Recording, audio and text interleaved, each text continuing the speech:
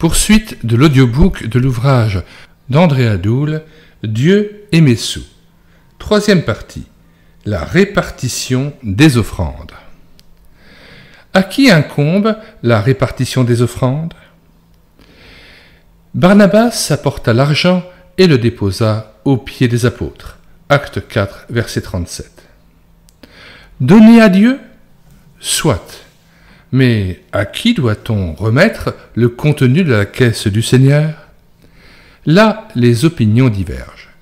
Dans certaines communautés, il est de règle de tout apporter à l'église locale dont les responsables pasteurs et anciens ont la charge de répartir les dons issus des troncs et des collectes.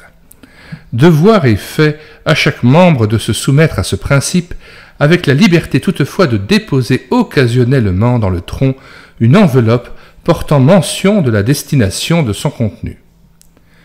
Certains chrétiens estiment au contraire que chaque enfant de Dieu reste libre de distribuer l'argent du Seigneur à qui lui semble bon, aux œuvres qu'il juge dignes d'intérêt, une autre partie revenant tout naturellement à la paroisse. Quelle est alors la meilleure manière d'agir? Dans l'Église primitive, les fidèles déposaient leurs offrandes aux pieds des apôtres, entre guillemets. Ces derniers procédaient ensuite à la distribution des biens reçus. Acte 4, verset 34, 37 et chapitre 5, verset 2. Excellente façon d'opérer, idéale même, pourvu que les responsables de la communauté aient une large vision de l'œuvre de Dieu et discernent avec sagesse les besoins à pourvoir. Paul réclame à plusieurs reprises la charité pour tous les saints. Éphésiens 1, 15, Colossiens 1, 4, laissant entendre à ses lecteurs que la libéralité ne devrait pas se limiter à l'église locale, ni à telle union d'églises avec l'idée que, hors de ce cadre étroit, rien n'est valable ou spirituel et digne d'être soutenu financièrement. Quand l'Église n'a pas de vision missionnaire, elle consomme sur place les offrandes recueillies et donne parcimonieusement à l'extérieur. C'est connu, une Église sans vision récolte peu.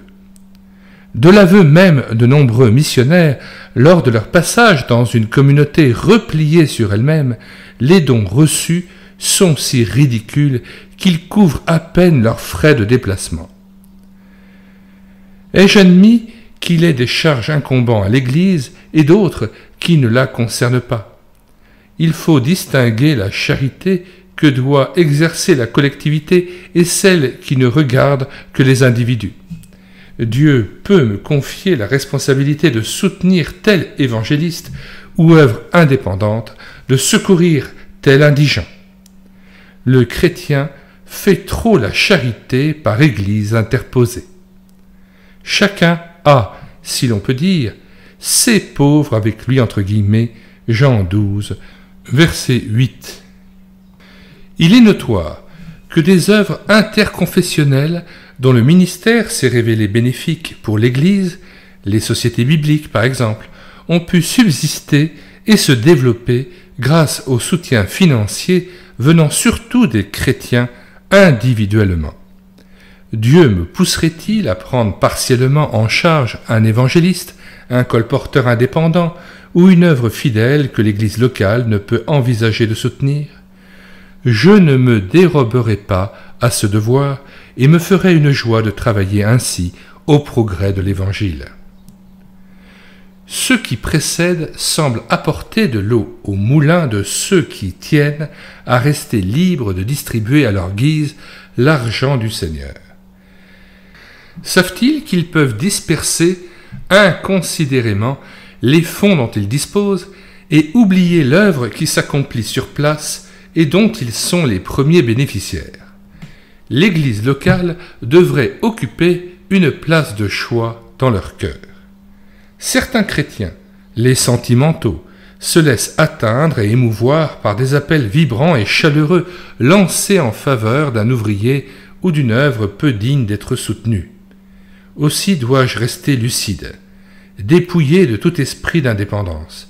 Je ne refuse pas de consulter les responsables de la communauté qui, mieux informés, pourront me conseiller judicieusement. En particulier, je tiens à être assuré que l'œuvre à soutenir est fidèle à la parole de Dieu et ne vit pas en parasite des églises locales, et que sa gestion financière est saine. Les fonds du Seigneur ne doivent pas aller n'importe où. Il est vrai que les besoins sont énormes et, en principe, toute œuvre chrétienne et tout serviteur indépendant mérite d'être aidé. Ne pouvant donner à tous comme je le souhaiterais, je risque d'être perpétuellement culpabilisé. Halte là. Je ne suis pas appelé à soutenir toute action réputée prioritaire sous prétexte qu'elle est inspirée par l'amour de Dieu et du prochain. À cause des moyens limités dont je dispose, je me dois de distinguer parmi tant d'autres l'œuvre ou le serviteur que Dieu m'appelle à soutenir financièrement. Non pas occasionnellement, comme je suis tenté de le faire lorsque je tends l'oreille à tous les appels entendus dans ou hors de l'Église, mais régulièrement. C'est important. Les ouvriers comme les œuvres doivent pouvoir compter sur des arrières fidèles qui prient, s'intéressent pratiquement à leurs actions et envoient mois après mois des sommes bien déterminées.